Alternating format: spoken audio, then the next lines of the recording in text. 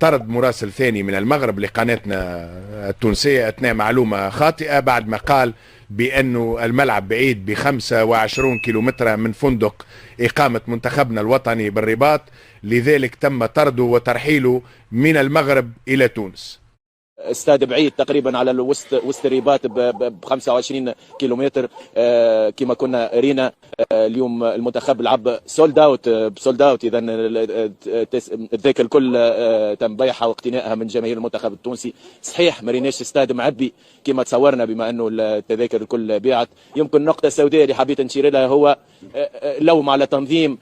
كي يبدا استاد كيما ريناه مش مغطي ديجا لي كونديسيون صعاب، زيد لي باركينغ تعباو كيما نعرفوا يتسمى استاد فرعي هو استاد اولمبي، دونك لي باركينغ ما رفعوش. هذاك علاش حطوا جمهور المنتخب بعيد 4 كيلومتر مشاو على ساقيهم في المطر هذيك.